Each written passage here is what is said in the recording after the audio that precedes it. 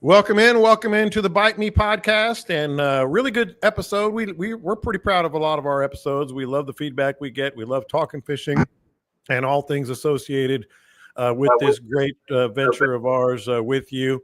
And of course, we have even more special this week because we have a guest from the Harte Institute. We'll get to her in just a minute. Isabel Tiller from the Sportfish Center, doing truly groundbreaking research on something that even the great Dean Thomas, who's sitting across from me, and Captain Scott Knoll, who is a big tarpon fisherman, big time tarpon fisherman, fly and everything else, and he'll be joining us here soon from the Hill Country. So that's a little bit of a tease as well with an update there. He's going on 8 days, I believe, 8 or 9 days that he's been down there. It's God's work, and it's his calling, and thank goodness that there are people like him out there. But just to set up the show a little bit before we get into our discussion with Isabel from the Harte Institute. Couple things I just posted on the group page, and I highly recommend that everybody joins the group page if you have not already. 11,100 plus members, which is always fantastic. Great discussions. We get a lot of our questions from there, and it's always fun. I have a lot of people here on our live stream on YouTube. Highly recommend that you subscribe there.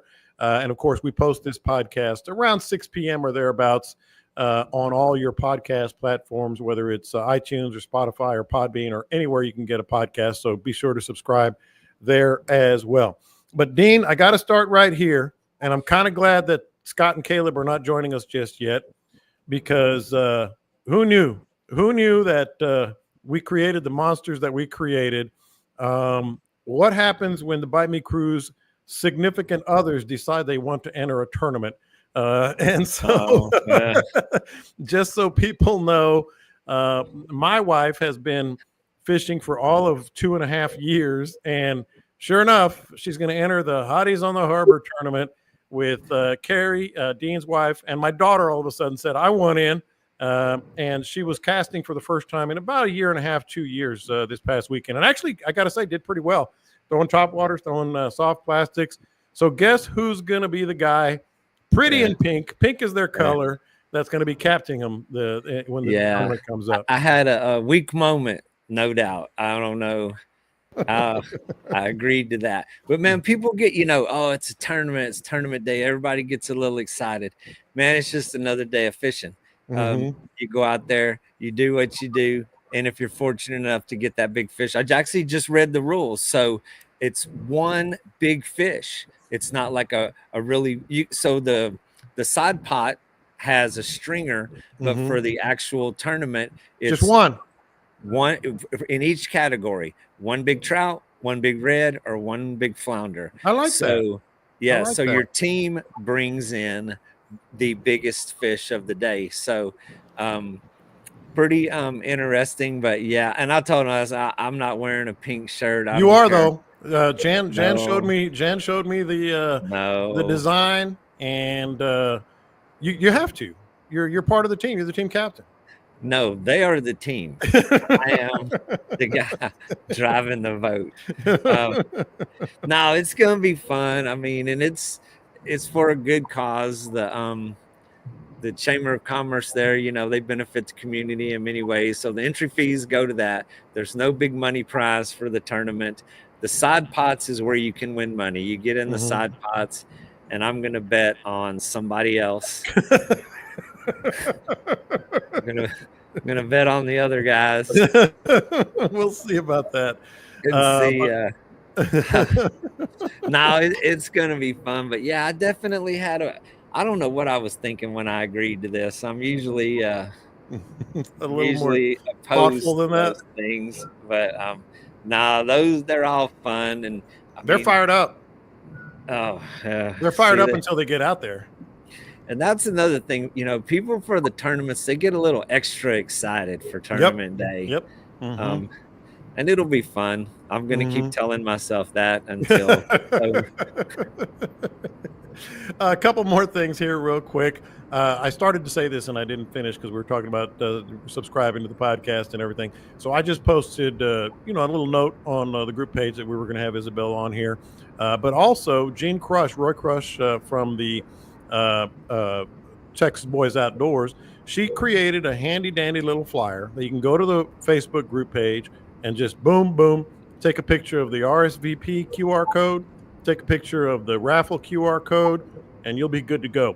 And the prizes are rolling in that we're going to have for silent auction. I Live got auction, another, the guys from that I fished with the other day from the 24 Diner in Austin and the Nightcap Wine Bar, they're going to donate dinner at night at the diner and the wine bar in Austin to add to one of the prize packages. I just wrote it down. I will follow up with you on that in just a bit. So you can go to the group page, boom, boom, you're good, you're registered. I don't know if we're over 200. I believe we are. First 200, we're paying for your meal, but it's well worth it. There was more than 500 people last year, and certainly would hope that everybody who's listening to us can join us there. But let's not put it off anymore. Scott may join us, as I mentioned, but we got a tip on this from, I guess, Scott and Caleb. Excuse me, Scott and Camille, who may have a relationship, Isabel, with either you or someone you're related to. But Isabel Tiller from the Sportfish Center at the Harte Institute is joining us. And first of all, thank you for joining us. But the way I want to get into this is first kind of a broad scope. We don't have very much research at all on Texas tarpon and Texas snook. Let's start with both of those, and then we'll separate them out. Like, what prompted this research, other than the obvious, we don't have one? And by the way, if you're looking at YouTube, Isabel is joining us literally in the lab, like in the lab at the Harte Institute. So thank you for joining us. Give us a little thumbnail sketch of how this all came about. Yeah, absolutely. Well, first, just thank you for having me on the show. I'm excited to be here. The connection with my dad and Camille is they went to high school together. And my dad's a huge fan of the podcast, and he and her got to talking, and that's how the ball started rolling here. But so I'm a graduate research assistant at the Sportfish Center and the Harte Research Institute at Texas A&M Corpus Christi. And so this juvenile tarpon work began because there are so many unknowns. If you aren't familiar with the history of tarpon and snook in Texas, their populations used to be very abundant until about the 1930s, 1950s, when both of the populations collapsed, and they haven't really rebounded since. And that was at least 75 years ago.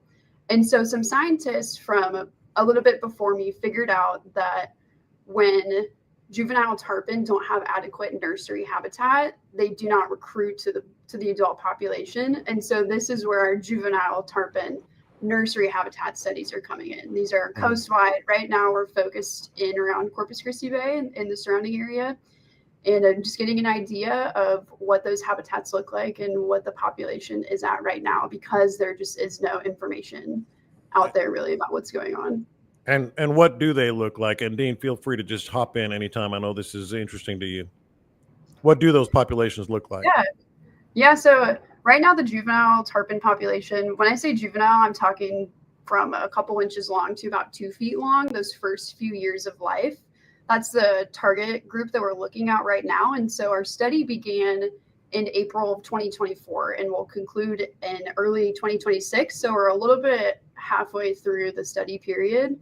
And so right now the population abundance is very interesting. We're finding them in nursery habitats that look like roadside ditches or places with fresh water that you would just kind of pass by without thinking, oh, a juvenile tarpon needs this type of place to occur to. And that's kind of where the juvenile tarpon are looking now. We've caught over 75 juvies, I believe, but they only use that habitat for a little bit before moving out into nearshore waters. So like your jetties, the canals that we see when they pop up in the freezes, and then they'll move offshore to spawn and migrate. And so around Aransas Pass over here, we have drainage ditches that come from town that go into, whether it flows into a marina somewhere, to a channel that connects to the intercoastal. We have a lot of industrial area along Ingleside, and there's little canals and there's little cuts all through those areas, and they're lit up at night. And in the marina where I'm at, it's so inconsistent, but there are years there, and it's always in the heat of summertime where we get small tarpon that are rolling around the boats in the canal. And I've actually gone and caught little baby tarpon, like 6-inch on a fly in January. But I have gone back to those places like in the last 2 years and nothing. I mean, I haven't seen them rolling in the marina. I haven't attempted to fish for them, but just because I haven't seen them. But do they fluctuate from year to year? I mean, my question is so it's kind of weird, but what actually the big freeze that we had in, how many was that? 20, 21. So in the marina there where my boat is, Snook, I pulled Snook out of there that were 35, 36 inches dead. We pulled tarpon out of there that were about 3 feet long, a lot of baby tarpon. And since the freeze, they have just never came back the way they were. And of course, my question was, how do they get replenished to those areas? If you have a freeze that absolutely, I mean, it decimated everything there. The couple days after the freeze, from wall to wall, side to side, the canals, everything, it was thousands and thousands of dead fish, mullet, trout, everything. I mean, it decimated the area, because my theory is that those fish were seeking shelter in those canals because it was deeper, maybe a little bit warmer against the walls, and then it got so cold, nothing survived. But time heals everything, and I mean, it hasn't been that long on the planetary scale since that freeze. I mean, we're still recovering speckled trout and everything else from then.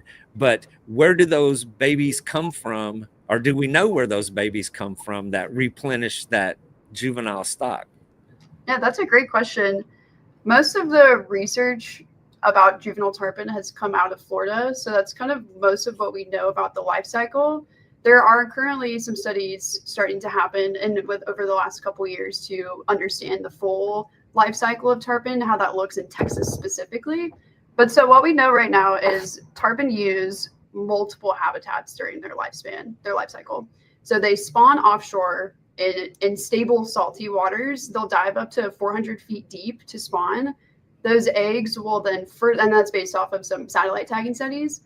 The eggs will fertilize out there and they'll hatch into like 2 to 4 inch long leptocephali, which is the larval stage of a tarpon. So only 3 species right now have larval phases. That's your ladyfish, your tarpon, and your eels. So they look like little tiny clear eels offshore. They somehow will make their way into the inland backwater creeks, kind of the places that you're talking about seeing those 6-inch tarpon. They'll live in those nursery habitats for a year, maybe 2 or 3. That's one of the questions that we're asking right now in this study. And then they'll slowly move their way back offshore. But that whole cycle for them to reach maturity takes about 8 to 10 years, which is a long time before they can even begin reproducing. And then that's when they start migrating and will make those offshore spawning runs periodically throughout their 80-year lifespan. So because tarpon, they're long-lived, they're late to mature, that makes them really susceptible to declines in their population, because if you remove that fish before it even got to the point to reproduce, it can't sustain itself. And so one of the things that we're seeing with the collapses back in the 50s and then the slow recovery kind of up to now is scientists figured out that when you have small impacts on the juvenile survival, it has 10 times the decrease for every 1% chance increase in juvenile survival, you can increase the adult population abundance by 10 times. So that means that any small impact on the juvenile level will have detrimental impacts on the adult population. But the problem is, because they're so long lived and late to mature, we don't see the impacts of one event until 20 to 30 years later. Wow. And so, yeah, it's concerning in a way, because we want the population to rebound. Like, we want to keep fishing for tarpon, and it takes a very long time to see any negative or positive impacts in that. And so the thought process for me, you know, just kind of what I've gathered over the years on my own. I'm not a scientist. I just pretend to be one every once in a while from hanging around really smart people. But the fact that tarpon were so abundant here once upon a time, they must have lived all year long, year round. I mean, they must have survived the winters here. Now our tarpon fishing or the migration, I mean, it's a migration. They're here in the summer, they pass through, and then they go away. They don't live here in the winter. So was it true that before the 1930s, before the crash, that those fish, they had a resident population that survived 12 months out of the year and lived here? Yeah, absolutely. And that's one of the questions that we're thinking through right now too, because one of an accidental but really exciting discovery that we made throughout through the study period is we caught the leptocephali, that larval phase, which they're only in for the first 30 days of their life. We caught them in some of the drainage ditches off of Arbances Pass, which could mean there is a reproducing population. The tarpon were spawning offshore, say in early April, because we caught those leptocephali around late May in the drainage ditches. And so there absolutely could be a reproducing population, one that comes and stays in Texas, even if they do go on those offshore migration routes. And it's kind of like a TBD. We'll figure it out as it comes. But that was an exciting discovery. We had no idea. You know how scientists are. They can't just say it. They have to do like more research. They have I mean, I'm like, my gut instinct is, oh, cool. We got some tarpon here. But it provokes more questions. It provokes more investigation. And I would imagine the drainage ditch that is over here by our marina, well known throughout the community about the little tarpon that have lived in there. There's people that frequent it, you know, and fish through there, and, you know, to get a chance to catch one. You probably seined that ditch. You may have been in that area. So actually, for many years, as long as I can remember, the growth along that ditch, but they were actually invasive Brazilian pepper trees, just crowded this ditch. That little ecosystem is changing dramatically. So in the name of flood control, they came in, they cut the trees. Today, actually in this week, the flood control district is digging it deeper. And so are you familiar with that project, with what's going on? So that site has kind of been like our honey hole for the past year. We've been monitoring that site every other week. So we'll go out there, pull a seine. Any tarpon that we capture, we'll measure, tag, and release. And then the tag is called a pit tag. It's like a microchip in a dog. So anytime we recapture a fish, that unique number, we'll scan it and we'll record it. And so we can kind of get an idea of the total number of fish as well as their growth rates within that habitat. And so, funny story, I've met a lot of cool people out at that ditch while we're just pulling the seine. We've had some captains stop by, and people will drive by and then whip their truck around to see, like, why are y'all pulling a net through my tarpon ditch? And so we'll get a lot. And so two of the fellows that I met out there, like I said, we seine that ditch periodically, but we go a week on, a week off. And so during the week off, they started digging, and my email was blown up with pictures from these guys, like, oh my God, they're digging out your ditch. Like, and so we had receivers in that water, which a subset of the tarpon will get an acoustic transmitter, which is a little tag that emits a signal so we can actively track its movement. But you have to inlay the bay or the nursery habitat with those receivers to pick up the ping. So then you can get a big map of where it's past those receivers to where it is or where it's going. And so if you've driven by that place, you would see giant PVC poles sticking up out of the water. That's holding the receiver in place so that we can track the movement of those tarpon. But with that digging, they were digging the entire ditch out. So not just the sides. So the ditch went from like 3 feet deep to like 5 feet deep now. Maybe not even 3 feet deep. We wade in it every time. So I like use my metric. And so but they're taking the receivers, the cover, like the the habitat. brush and the thing. I mean, it's going to be clean. It's like going to be stripped of vegetation, and hey, and if you want to put one of those little pingers inside the marina, I mean, my boat's in the slip there as well as John's. It would be interesting if they're coming into the little harbor there. Mm-hmm. Yeah, absolutely. We had 3 receivers laid within the ditch to give it full coverage. And then we had 1 receiver on the outside of the marina. And then there's a few kind of scattered throughout the bay, like that connects out to that ditch. So we do have a few receivers, but absolutely, the more help, the merrier to answer this puzzling piece of tarpon history. I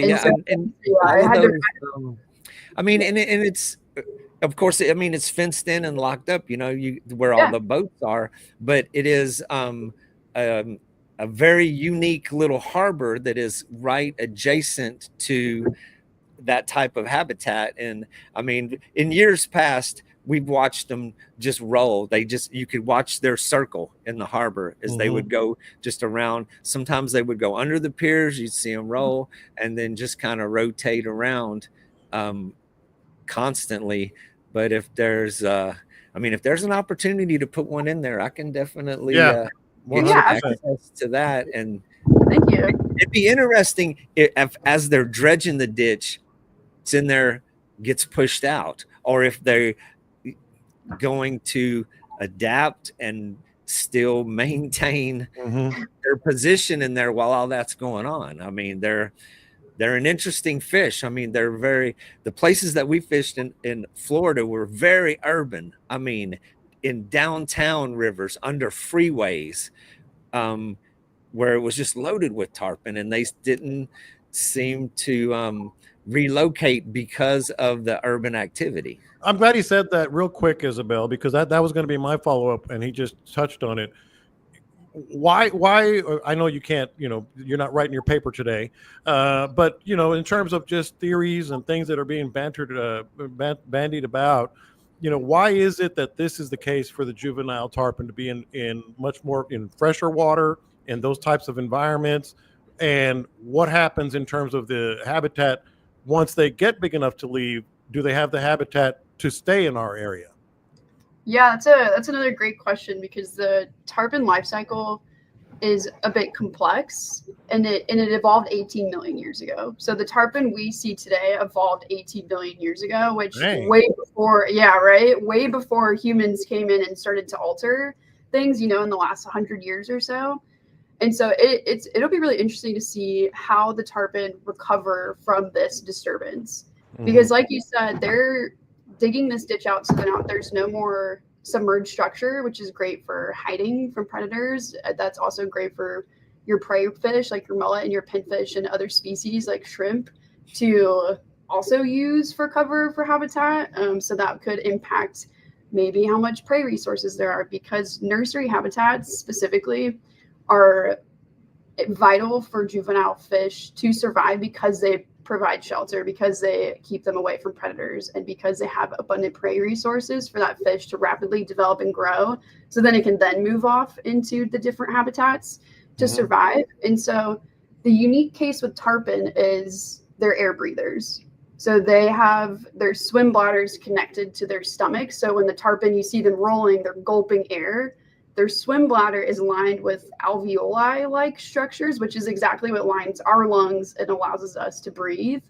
And so when tarpon roll, they breathe in oxygen, and they can actually use that. So they use their gills and their lungs, basically.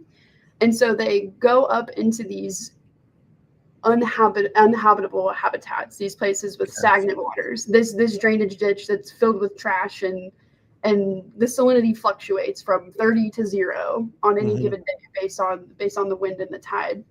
And so tarpon target these places in order to survive, because they're so protected from predators. And so it'll be really interesting to see how that dynamic changes with the disturbance, is like what we're calling it, where they dug out everything. The salinity, the water quality will probably change a little bit. Now there's none of that vegetation along the sides to keep sediment from rolling in. Now, we might be reducing some prey, because insects will live on that vegetation and then fall into the water. And just like a tarpon hits a fly, they hit the same the same things from those insects. So it'll be really interesting to see how their behavior, how their abundances change. It's such a unique ditch. I mean, for less of a better word. And I would imagine that, you know, a million years ago, that there were thousands of these ditches, you know, where things ran off, but they build neighborhoods, they build canals, they build bulkheads, and those things disappear. The areas where floodwater, and basically it's a flood ditch, a flood control, where all of the drainage from Aransas Pass goes. And then, of course, we have a seawall that surrounds the city, so there are no other places for water to flow out. But it is, I mean, knowing that those tarpon were in that ditch, I have searched for another spot to duplicate that, to try to just figure out. It's like, well, if they're here, it cannot be the only unique place, but there's just not a lot of places like that. And then if you go towards Ingleside, around that side of Corpus Christi Bay, the industry is every square inch. There's one little piece of land between Aransas Pass and Ingleside that still has some drainage ditches that go up into some lakes. Would be interesting to spend a little extra time in there and see if there were some of those baby tarpon going there with a fly rod and see if that could happen. But it is such a unique spot, man. I knew the digging, I knew it was coming. It has been planned for a couple years, and really concerned with how the future. But upstream, they're digging from the road down to the marina, so above the road, and it goes way back into the neighborhood. That so far, that one is untouched at the moment.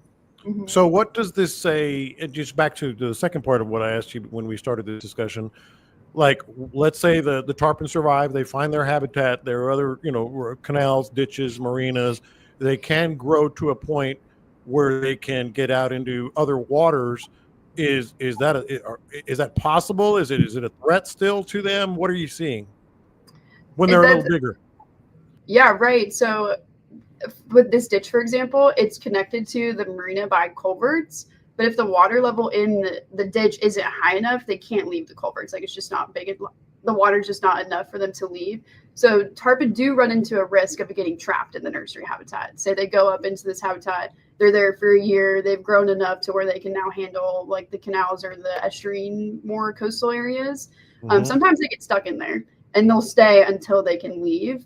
So connectivity to surrounding habitats is also really, really key for the survival of tarpon in general, because if they can't leave the habitat, then they will die. That's based off of some studies out of Florida where they're tracking the next phase of where we call them like subadults, where the subadults go after this juvenile period. And so if they get stuck in the nursery habitat, that's also can be kind of detrimental. So in the ditch, we've caught tarpon from about 5 inches long to a little over 2 feet long. Oh, wow. Yeah. All right. So we're going to stay on this topic because we haven't even reached Snook yet. But with the tarpon, and just I want to give you a heads up, Scott is going to be joining us here in a minute, so we might pause and then pick it back up. But are you finding any common habitat outside of that? Is it just all like that? What are you doing in terms of, you know, tagging and sort of environmental drivers that can help the tarpon be more sustainable long term in Texas? Yeah, right. So this study monitors 5 sites. So we do the same thing. We sample each site every other week. Every time we go out to the site, we record water quality. We describe the habitat. We describe the changes that we see, like with the ditch dredging. And every time we go out to these sites, each site looks on purpose slightly different. So we have this drainage canal. Another one of our sites looks like a series of ponds off of like Laguna Madre. So our sites are spread around and they look a little bit different in each places, so that we can compare the places that we consistently catch tarpon, the places where tarpon come and go in the months of September through December. So they're not really using this habitat for a long time. They might just be passing through to somewhere else. Every site looks a little bit different, so that we can figure out, okay, what exactly is high quality nursery habitat? What exactly do they need in order to survive to the next life stage so that we can protect it, so we can restore these places, kind of getting a good idea of like what exactly they need. Yeah. Let me see. Go ahead. Yeah. Let me see. Go ahead and add Scott here real quick, because he's very busy doing a lot more important work than us anyway. You're doing important work. But I wanted to get Scott in here. A lot of people are very, very interested. Scott, I'm guessing you've been there now, I was saying 8 or 9 days. Is that correct? I think I'm on day 10 or 11. Good gravy. No, I don't even know what date it is, other than it's Tuesday, but I don't know the date.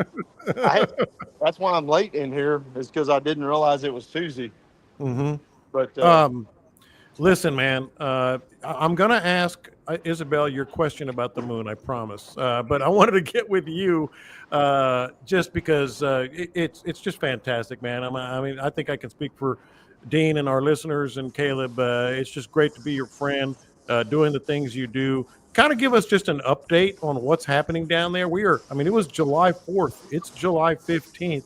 What the progress is and what you're seeing.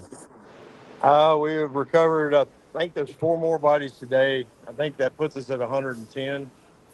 I believe we're still missing like 140. Man. We're still hunting. We're still looking. We're still flipping bushes. The river has gone up a couple of times. We've had some rain.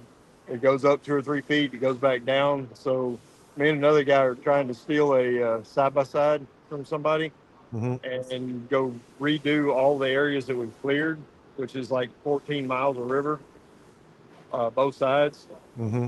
My squad and his squad. And we're going to go back and see because 2 bodies floated yesterday when we had a little rain. And so we're thinking maybe some bodies might float and get caught in some of those remote areas where we've been working.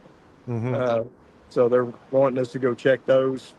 I've got one group they're absolutely draining a gravel pit, a 1940s gravel pit that got over top. And so far all they found was a horse and a deer, but imagine it stinks a little bit in there. My poor dudes they're working their asses off in there. I've got so many good, top of the line guys working for me. They have put me in charge of, at one point I had like 140, 150 guys under me and 9, 10 pieces of equipment, up to a 50,000 pound excavator, all at my disposal. All I got to do is call and they give me whatever I need and whatever I want. If I tell them I need this, within 10, 15 minutes, they're calling me back saying, you got it, it's on the way, hang tight, we're taking care of it. Right now, we've got about an 8-foot tall, half a football field size area of gravel that one of the locals came up and told us that's new. That wasn't there before the flood. And so we're going to uncover that. We're getting 2 big ass excavators in there, and we're going to rip and tear and see if there's anything under that gravel.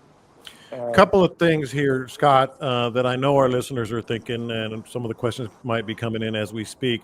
What else do you need? What can people do to help to maybe help the process along? Man, we've got so much stuff. I honestly can't think of anything. We needed a bunch of shelving to put it on, so I just went to Lowe's and bought a bunch of shelving a couple nights ago, put it all up, and I got the lady that's in charge of that. She got tears in her eyes in the morning when she came in. We had it all set up for her. She was getting a little stressed out because of all the extra stuff that was in the station here. Right now, we're starting to lose people. People are going back to work. People are leaving us. Equipment's getting pulled out. It's kind of winding down, but we still got 140 people out there that we want to go find. I don't know what to do with that. I keep getting more and more calls of people saying, hey, I'm coming. Lots of Bite Me listeners have showed up. Lots of friends of mine have showed up. As far as equipment goes, I just don't know, man. We need some big equipment to move that gravel bed. We're working on that right now. We're working on I don't know. They start talking about these numbers on cats and stuff, and I don't know what the hell it means. It's like, speak English to me. Tell me what tonnage it is. Yeah. And then I can get a picture of it in my head. But it's like And so, hey, I know I need a 25 ton or 30 ton to move all this gravel. hey, Scott. Yeah. So you've been away from home for a while, man. Do you need anything at the house? Is Camille? I mean, I know Camille's there taking care of everything. What about cutting the grass? I mean, is there anything anybody here can do to help you out at home? Well, Camille is in iCast. She just left this morning. She's got a house sitter for us, and the house sitter's taking care of the dogs and doing all that. Erin and her boyfriend are talking about coming down on Friday and mowing the yard and taking care of all that. They've done it a couple of times before when I was gone, so they know everything about it. So all that's taken care of. Only thing I just realized is I didn't pay bills yet. Oh, man. It hit me last night. I was like, most everything's on auto pay, but not everything is on auto pay. Well, shit. I know Dean will help you with that. Yeah. Just send them to me, man. Yeah, hey, send you my bills. Yeah. That'll work. Hopefully the electricity doesn't get cut off or anything. I'm always pretty good about it. So yeah. You get 30 days on the electricity, man. Though. Oh yeah. Well, here's the other thing that a lot of our listeners do know, but some do not. I mean, you are a hardened first responder. You worked in homicide at HPD, for God's sakes. You've seen a lot. Can you paint a picture of what you've seen now and what you're seeing, just so people can get a better handle of the gravity and maybe even offer more support? What I tell my volunteers in the morning, it doesn't sound pretty, and this will turn a lot of people's stomachs. We're not looking for whole bodies anymore. We're looking for hands, arms, legs, feet. That's all we're hunting right now. So we're going back through and we're shaking every bush pile, just trying to get something. Most of these people were nude. The force of the water ripped their clothes off. We find clothes everywhere. We find shoes everywhere. But a lot of them were also asleep, so they're wearing pajamas or whatever. But these trees are strainers, and the force of stuff is unbelievable. It's nothing I've ever seen. I found a Ford pickup truck door off of a F-250 or 350 that was completely wrapped around a tree and touching on the other side. I can't imagine the amount of force that was involved to do that. Yeah. So a body hitting a tree, imagine that. So that's what we're dealing with now. That's why we're having such a hard time finding these last 100 people, is that the easy ones have been found. What I tell my group every morning when we get together, I got all these new people show up every day, and I have to give them the safety speeches and all that stuff, is, when your grandma used to throw out all the Easter eggs and she threw them all out in the yard, and that was the easy ones, and everybody ran to those. And then you had that crazy ant that hit them up under the garden hose in different places, and you couldn't find them, and you ran over them with a lawnmower a year later. That's the ones we're looking for now. They're buried, they're hidden, they're in these gravel piles that we're fixing to move. This gravel pile is big enough to hide an 18-wheeler. I mean, it's huge. Yeah. So those, I got a truck that's in the middle of the river. When the water went down the other day between rains, the water cleared up a little bit. One of my kids working for me said, and it started raining, the water came back up and got dirty. And while we were taking the break during the rainstorm, he came to me and said, "Mr. Scott, I saw a truck in the water." I said, "Really?" He says, "Yeah, I saw a hood or a top of a blue truck." I said, "Where was it?" And we walked back out there after the rain, and he's like, "It was right here, maybe." No, I think it was down there. It all looks the same, and we need that truck. Somebody could be in that truck. So we got a lot of that kind of stuff going on. You can't see. I got dive teams in the water, searching an area where a dog hit, one of the cadaver dogs hit on one of my sites. And I put those guys in the water, and they came back up and they said they can see about 4 or 5 inches. And that's it. So they're doing nothing but feeling and going along there. So if this rain will quit on us, it keeps raining just a little bit and it keeps it dirty. But I took that kid back. I was like, "You see all this orange spray paint everywhere? That's what we paint piles with when we know that they're clear." I said, "You see all this orange spray paint here? Next time you see that truck, right on one of these trees, truck. Yeah. And mark it." so that we know exactly where it is. So I can send a diver out there to go check it out. But our divers can't just swim up and down the river in 6-inch visibility looking for a truck. You know? And hey, Scott. Yeah. I know you're a tough dude, man. Love you like a brother. How are you doing? Where are you sleeping? What are you getting to eat? I mean, how are you doing? I got Dr. Peppers and I got Copenhagen, man. I can go all day. All the necessities. Where I got the necessities. Now, they're taking such good care of us. I mean, it's unbelievable how good a care they're taking of us. People are just rolling in here with food. We got restaurants that have brought their people out, and I had fried chicken this afternoon right here in the front, fresh out of the fryer. There's a guy over here with a meat market that John needs to interview for his cooking thing. Yeah, the barbecue podcast. Because, man, this dude kills it. He had pulled pork last night. I just about made myself sick. All the drinks that we want, there's people driving around in side-by-sides with ice chests in the back. They're delivering food out to where we are so we don't have to quit working. Where are you sleeping at? A friend of Camille's from way back she used to work with has a hunting cabin up here near Camp Verde, which is about 14 miles away, sitting up on top of a hill. And it's a really pretty place. And they gave me the keys to it. It's got a washer and dryer in it. So I only brought enough clothes for like 3 days because I didn't think I was going to stay this long. So I'm washing clothes every couple of days. And we got a lady here that, for a lot of the volunteers that are staying in tents and, trailers and stuff, she's coming in, picking up clothing, picking up laundry and taking it home and washing it and bringing it back to them. It is a community effort. Just some amazing people. I've made friends for life out here. Well, look, man, you're working side by side with these people and you're doing the same job as them. And it's just cool as shit. I mean, look, dude, it really is. You are an amazing dude. And the world is lucky to have people like you doing what you do, man. Well, I'm trying. I just want to get these kids back, man. I understand your cause. I know how you are, man. Believe me. Yeah. Thank you. Thank you isn't good enough words for what is taking place out there, but we think about you every day, man. It's pretty damn amazing. I got my guys picking up stuff. Now that we've slowed down a little bit, we're looking harder. We're finding teddy bears and toys and the little Crocs that have the buttons in them, and we're picking those up and bringing them back, and somebody's going to clean them up and put them online and see if we can connect them.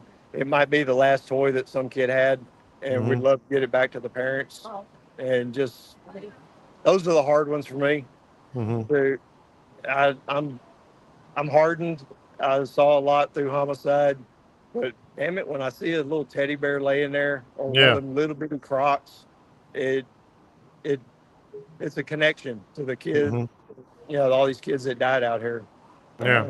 So that's the tough ones. I mean, there's been several times I've stopped, taking a minute, and just sat and stared at the river, just trying to, connect, try to talk to these people. Where the hell are you at, man? Let me come find you. It's incredible. We definitely can't even say the words as Dean said. We're going to let you go now. All right. And we'll stay in touch. And hell, we may have to have another update next week. I don't think so. I got to get home at some point, but I would stay here. I mean, if we didn't have all of our place down there and all set up and bought and everything, and I had to be at the coast, I'd think about moving to this damn little town. I mean, these people are just the best in the world. It's unbelievable. Well, Really hang in there. Keep up the good work, and we're going to let you go. Thanks again, man. I know you've been busy. Well, I'm going to have to listen to this podcast on my way home so I can find out all about these tarpon. I got your question in the barrel. Your question is in the barrel, ready to fire it, Isabel. Appreciate it, man. All right. Thank you, Isabel, for being there. We'll talk to y'all later. Thank you for all your work that you did. All right. one of the toughest things in this business that I do is hard transitions. That's a hard transition back to talking about Tarpon, but definitely very, very important work that you're doing. And so we left off with the Tarpon discussion, Isabel. By the way, I guess you didn't know you were going to hang on this long with us, but we love, one of the things that we do on this podcast is I always have a rundown with like 5 or 6 topics. But my favorite thing in the world is when we find one topic that we can just sink our teeth into, and we just do pretty much the entire podcast on that, because our listeners love the deep dives, as I call them, into a particular one.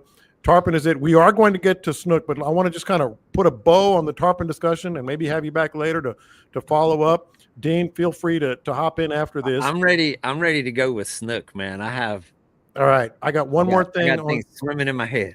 I got one swimming in my head right now. I see what you did.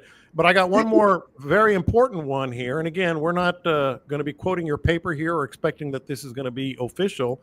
But I know our listeners have questions about prospects. Isabel, like if you just gut instinct, what are the prospects that we're going to be able to catch and, of course, release more tarpon in the coming years? I think we're making really good strides right now with all the juvenile tarpon work beginning to occur. I know there have been some grants that have been awarded already for future tarpon projects to keep this ball rolling, and in coordination with A&M Galveston and a few other colleges and research institutes along the Gulf to keep the ball rolling. So I think the prospects off the rip are increasing. I definitely think they're increasing. I don't know if we'll see that for another couple decades or so. So I think patience and consistency will be key to watching the tarpon fishery rebound. But I think with all of this good work happening, not as good as what Scott's doing, by the way. That's a tough act to follow right there, man. Yeah. Oh, before we get to Snook, I forgot to ask Scott's question. He's been, we had a topic recently about things in our world here, fishing and outdoors, that continue to be mysteries to us. And he's like, man, I wish I could figure out and he's talking more about the migrating tarpon on the beachfront on the near coast. And he goes, man, I wish I could figure out what tarpon do on a full moon. Now, we always talk about how things shut down on a full moon. But one thing he says, like he's gone many miles offshore, close. Do you have any inkling of what tarpon do on a full moon? So there's a few ideas out there. One of them that we know, well, again, out of the Florida tarpon. So it could be the same thing with the tarpon here in Texas, but they spawn on full moons. So that full moon is what triggers their offshore dip and then 400-foot deep dive in order to spawn. They don't obviously spawn every single full moon, so they might also be disappearing by falling prey, especially if bait pulls up and moves into different areas. Tarpon are visual predators. Their scientific name is Megalops atlanticus, which megalops means giant eye. So they could also just be using the moonlight as like illumination to make that a better advantage for hunting. So they may just be feeding all night long and following wherever the bait takes them. I know those are theories. That's always been my theory with the inshore fish. Mm-hmm. And of course they follow the bait trends. They follow that's where you find little fish, that's where the big fish, and how the little fish are reacting, then that's gonna create a result on the big fish on when they feed and how they feed. And we've had a lot of conversations in the last couple weeks, actually the last couple months, about as the full moon. I fish every day, I'm out there every day, and I see these trends. And it follows directly with the moon phase. During the summer, the late spring and the summer, the moon phase is huge. Mm-hmm. In the fall, there's overriding factors. There's migrating fish. There tends to be more bait. The days are getting shorter and fish tend to feed more. But during the summer, there is a strong rhythm that follows that moon.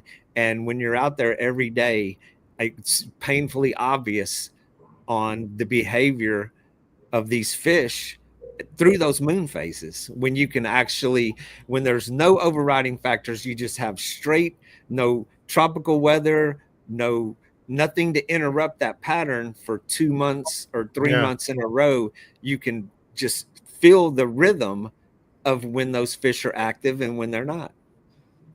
So yeah, a lot of theories on the tarpon, though. I know that's quite interesting. And so as we move to snook, let's go. Let me.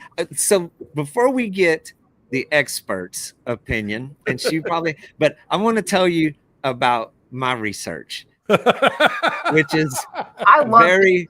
I could sit here all day and listen to everyone tell me about their fishing stories. I love them, so I'm ready. My research is very unscientific, but I don't know, maybe in some form or fashion it can relate. So I've fished along the jetties and specifically targeted snook. I have a friend of mine, Aaron Reed, who has done a lot of research over the years. He actually wrote a couple of books on fishing the coast and stuff. And we would go to the Packery jetties, to the Fish Pass jetties, to the Port Aransas jetties. And so there's common snook and fat snook. And the fat snook tend to stay all year long. I mean, we would catch them in the cooler months. They're smaller. They tend to be a little more aggressive, and maybe they feed a little more. But I mean, it's not uncommon to go to the jetties. And if you focus on throwing, really small, soft plastics that sink and bounce along the rocks, I mean, fat snook is not an uncommon catch. And on rare occasions, out there fishing, I've hooked into some really big snook, 30 plus inchers along the jetty rocks.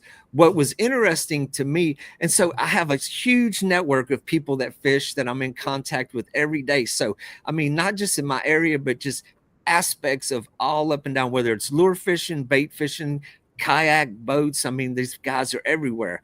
Snook inside the bays are very rare, but there's no fences that keep them out. So on rare occasions, people text me or send me a picture. Check this out. It's like, whoa, that's crazy. So they do exist. And in the marina, in that year that it froze, to find so many snook, I mean, I was curious. It's like, could they possibly be living here and we're just not catching them? Or that day, that the freeze exposed them. I mean, kind of gave it away that there were like so many there. And basically kind of the question I'm leading up to, that we have some residents that live here, but do the majority of those big snook migrate up and down the coast in the summer, like as tarpon do? That's a really great question. And I think that's one of those questions that people don't really know fully.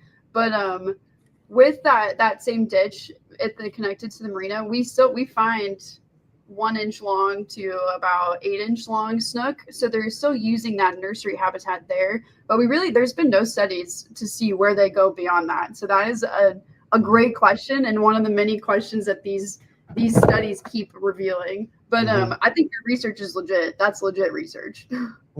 So what are you finding anything on that with the snook? Yeah, so we're finding that they're occupying the same type of habitats that juvenile tarpon are looking for. And have you microchipped like some of the bigger snook, and how far do they move? What is their location like? On how much do they travel a day? Do they stay all winter? So we've only microchipped or pit tagged the smaller snook. So, but that pit tag lives in them for life. So if you were to catch a snook off the jetty, and you say you had a scanner, you could scan it hypothetically and see if it's been tagged before. I think we're the only people right now in this area that are tagging snook. And we haven't even expanded to the acoustic tracking part that the subset of tarpon do have. And so that's an awesome question, and one that will probably be answered in the future. But, we shall see. Right now we're looking at the little guys. I'm holding one in my hand right now. Oh, look at that.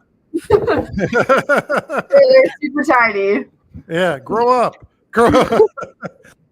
I know, right? But snook are interesting because their life cycle isn't as complicated as the tarpons. But the difference between the tarpon and the snook life cycle is all snooks start out as males until they reach about a year old. Then they reach sexual maturity. Between about 1 to 7 years, is when they'll change their sex to females. So almost all of the big ones, the large ones that you're catching, I think the lengthwise that switch happens after, I want to say about 30 inches long total length. So the whole length of the fish, that switch start happening. So all of those bigger ones that you may be catching, those are all your breeding females. But the smaller ones that you're catching potentially are all males. So, you know, whenever I do or have caught, it hadn't been very often, a snook, I sort of feel like I just caught a unicorn because they've been so difficult to find. And I know I'm not alone in that, which leads to maybe some population questions that people have regarding snook in Texas. What are you finding there? Yeah, so there are studies, and then Parks and Wildlife does monitor snook abundances through they have vaccines and gillnet surveys that they'll do just routinely every year. And so they've been finding that snook abundance is increasing, and it's increasing as you go up the state because tarpon and snook, but especially snook, they can't handle the colder water temperatures. But as we're starting to see water temperatures slowly increase as you go up the coast, the snook population is also expanding. So this is actually good for the snook because where they were only surviving in closer towards Mexico, like down near Brownsville area, in those warmer year-round temperatures. Now as the water is starting to warm up towards like Galveston area, the snook are expanding. So the population is increasing. We are finding more and more juveniles, which again will then really impact the adult population. Oh, I thought you had something, Dean. No, I'm adding this all into my my book of snook knowledge. Well, here's a question from Glenn. I promised him I would get to. Is there anything the public can do to help with the study?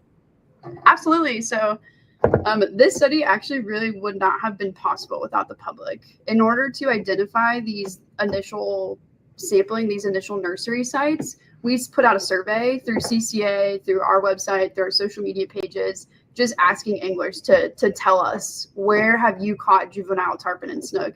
And I know, coming from a fishing family, it's not always the best, or people don't always want to share exactly where they're catching their prize fish, and I totally understand that. And it was an awesome show out. We had tens of thousands of responses of people all over the Gulf Coast spilling their guts about where they're catching juvie tarpon, where they're catching the juvie snook. And so our study really would not have been able to begin if we didn't have people willingly sharing that information, which is all staying confidential. So I just want to say thank you, first of all, for the people. And emphasis on it's all staying confidential. Yes, and Glenn is asking here about the diet of a snook and maybe being a reason that they're not as abundant for anglers. Yeah, so their diet varies. It's kind of similar. It depends on the life stage. So when they're younger, they'll be targeting maybe smaller pens, smaller crabs and shrimp that are in the nursery habitats, and then they will expand. So I think it's more they're just not having this nursery habitat piece, is that they're just not having the habitat to grow to that age and that size where they can flourish as much as redfish and trout have, which the research previously in our lab did focus on red drum and trout, and I feel like have made pretty great strides on the population and understanding the nature of it. Well, I know, and Dean, you've caught them in Florida numerous times. Mangroves and the mangrove population. What about habitat that can be helping them here? Jetties seems to be a go-to for snook. What is the habitat in terms of helping or hurting snook populations here? Yeah, so same type of nursery habitat here. Those backwater ditches or creeks that are protected, those are important. That little snook that I was holding earlier, that's about 2 inches long for the people listening, we actually caught that in a seagrass bed right outside or right in front of one of those ditches as well. Mm-hmm. And so it's not just having like a ditch or having the jetties, it's having access to all of those stages so that they can move in and out through those life stages. So I feel like the puzzle becomes a bit more complicated when trying to protect all of those different types of habitats to ensure that they can reach the adult population. It's and one of the most complicating parts of my puzzle.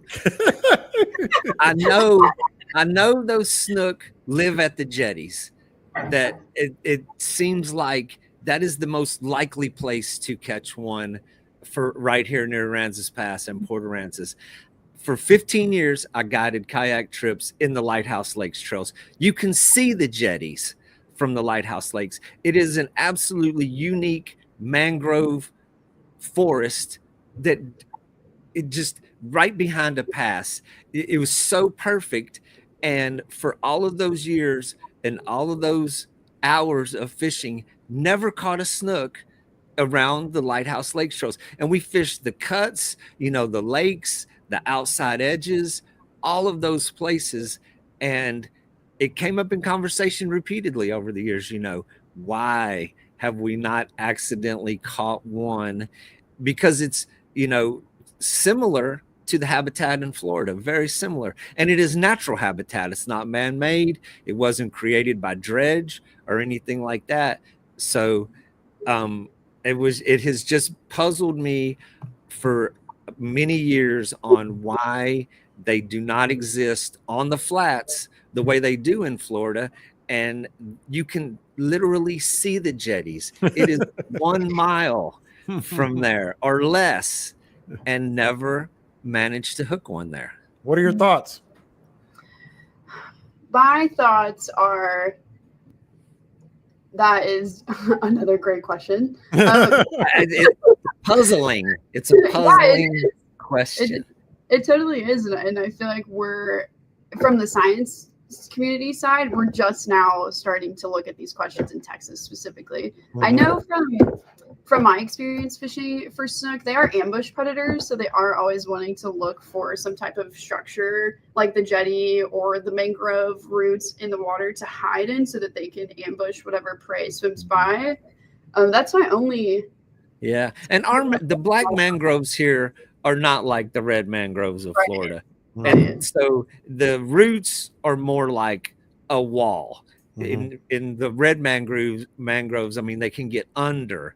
I mean, there's tunnels underneath those things that, I mean, even though there are mangroves, they're not red mangroves, and the roots and they're shrub-like, they're not tree-like. Yeah. So it is still quite different. But you would think that by accident, all of those, one day, just by dumb luck. Hey, still trying. Well, we all are. Isabel, we definitely going to have you on again. This is fascinating, but I want to kind of rapid fire some questions here that we're getting on the live YouTube stream, just so you can get a little help our guys out here. Can tarpon and snook be hatchery raised like trout and redfish? So the answer is no. Parks and Wildlife actually tried doing a tarpon hatchery here. I think it was the one here in Flower Bluff, or in a surrounding area. But tarpon, just because they have those very specific different habitat needs throughout these life stages, you just can't replicate it in the lab setting. So there is actually not a way for us to hatchery raise tarpon. I think they've also looked into snook about that, but I don't think they can hatchery rear snook as well, or it's a little complicated. Another question from Glenn here. What is the name of the study, or where anglers, Bite Me listeners can inform you of catching juvenile tarpon, and I'm guessing also snook? Yeah, exactly. And to answer Glenn's last question, where I was talking about anglers were contributing to the study, that survey is still open. So our survey is live on the website, or sportfishcenter.org, where you can still go in and fill in that information. I look at it periodically and keeping it in a database for future tarpon and snook projects.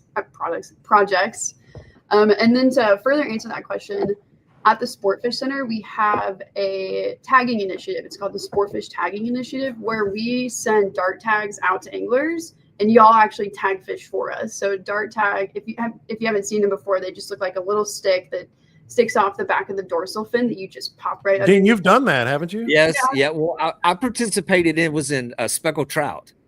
Yes. And that was quite a few years ago when I got my package of tags, and I did participate for a while and just kind of fell out of the project. So I guess it's time to renew my my kit Mm-hmm. Yeah, And, we can definitely hook you up with some more tags. and be ready to go. So So what is the what speckled happens trout? what happens when Dean gets all these tags for snook and then doesn't catch one? Don't send me a big bag. Wait. Just a couple will do. Just a couple. It's all the same tag. So if you get them for snook, but you're catching a lot of red drum, you can still put it in a red drum. Yeah. Right. Okay. So in the speckled trout one, I know because I've seen other people that are still participating and tagging. I think they want them tagged over 25 inches. It's for big trout. Mm-hmm. Right. But so for tarpon and snook, it's really any size because Right. we just don't have much information on tarpon and snook in general. And since right now we're only looking at that first 6 inches to 2 feet long tarpon, the ones that y'all are catching off the jetties or offshore where they're in a bigger subadult range, like from 3 to 5 feet long, you can absolutely dart tag those at any time. As long as the fish is healthy when you put it in and you revive it as it goes, that's perfect information for us. All right. Last thing, give us some more background on where you are, what you're doing. Franklin wants to know when you're going to defend your dissertation, and some information that our listeners can use just to kind of follow up on and follow this. Yeah, absolutely. So we'll keep collecting data. We'll still keep going out into the field every week to sample these sites through December. I'm slotted to graduate May of 2026. So then I'll have like a 5-month turnaround to put this all into the stats in the paper and put it out there. So you should be able to hear about the results of the study around as late as May 2026. That's my goal, at least. Mm-hmm. So the results will be coming. And like I said, this project had 2 really simple questions. Where are juvenile tarpon and how many are there? And now I feel like we've uncovered 100 more questions to keep asking. Yeah. And it's the Sportfish Center at the Harte Research Institute at Texas A&M Corpus Christi. Yep. Yes, sir. Well, Dean, you got any parting shots for Isabel here? And just very interesting work, very intriguing. Very interesting conversation. Thanks for coming on, and hopefully we can do it again someday because the puzzle has a few missing pieces that we must investigate. And but no, appreciate the conversation. Really intriguing, and of course, yeah, man, it just makes me want to run down to the jetties tomorrow and see what happens. If it wasn't so windy, we would be spending more time out there this summer, but the wind just doesn't leave us alone quite yet. Yeah. And how about a great idea from Perry to kind of bring it full circle here? I don't know if you've heard about our feeding frenzy, which we raise money for Heroes on the Water and Texas Boys Outdoors. We expect to see you there. We hope to see you there. We know your school schedule might preclude that. But it's September 20th. We'll get you the information, and hopefully we'll have you on again around about that time or soon thereafter. Yeah, absolutely. Thank you so much for having me today. I could talk about this for hours. So well, we'll get you on again because it's very, very interesting. Thank you very much. Thank you. Thanks, y'all. All right. So, Dean, what did you learn? What did you learn today? Man, I learned I'm not a good snook fisherman. What I learned. You and me both, brother. You and me both. It has just been crazy that as many people is in the network that we keep in touch with, that the snook are just not caught on the flats here. Or if I guess maybe it is, and then like she said, it's a very secretive thing. It's like just don't tell nobody. Yeah. But I tell everything about fishing and trying to think that we understand what is happening out there. Every day that you go fishing, no matter how long you've been out there, every day you're going to learn something. You're darn right. I say that all the time. Are tough, and we'll add it to next week's podcast because the last 2 weeks for me have been challenging, but it has pushed me to a new level of trying to figure it out. I've had some tough days, man, where we're covering a lot of water. And then the very next day, we will have a great day and catch some really big fish. And then the next day is tough. So the rhythm of the last 2 weeks have been quite intriguing for me. But the tough ones make me come back stronger the next day. Right. I want to right the wrong. Absolutely. And I think the tougher days actually teach you a little bit more. I mean, if you put the thought process to it, or maybe it makes you think more. It makes you try harder. It makes you think about the conditions and everything that's against you, and how do you put that together and make it successful. So hey, I totally agree. Everything about it is an intriguing process. All right, we'll have an abbreviated "What Would Dean Do" here, because I was just going to pass on it, but looking at the weather, hey man, there might be a little less wind, especially Thursday, Friday, Saturday. It looks like the wind's going to be dying down.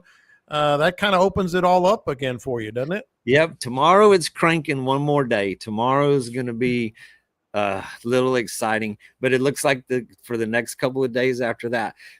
And so haven't been able to hit those drop-offs. I mean, and our wind has not been southeast. It has been south. So it makes a lot of, it's just the orientation of our flats here in Redfish Bay. When the southeast wind blows, it makes a lot of those edges of those flats favorable. When the south wind blows, it dirties up the water. It changes a lot of things. It makes it difficult to fish those shorelines because the waves are pounding the shoreline or they're parallel to that. So it's very difficult. So we've been focusing most of our energy on the flats. Plus we've had lower tide, which has kept me on deeper flats and kind of limits the opportunity. It limits your options whenever the tide, even the highest tide has coincided with like 10 or 11 o'clock in the morning, still cannot get on a lot of the shallower flats. And the wind's howling. I do like to fish. So, and the wind is howling. So, and it has not allowed us to get on the drop off. So when this wind changes and slacks off a little bit, it just creates a lot more opportunity to fish different types of structure and areas. All right. Well, that's good stuff. And what a fun show.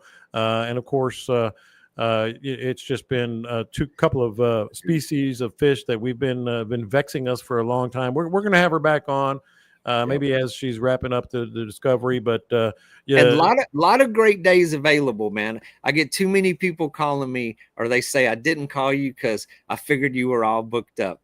Don't ever think that the calendar is too swamped that you can't get a day of fishing. So there you go. Slow Ride Guide. Hit them up.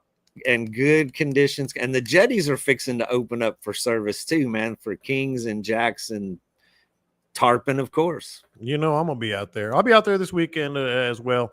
I've been on a big run here lately because I missed a couple of weeks, so I'm going every chance I get. Appreciate you. Appreciate Scott joining us.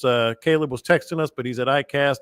Next week, just as a little heads up, we're going to have some really interesting things from iCast, including some wild new products that are out there. I'll explain those at some point.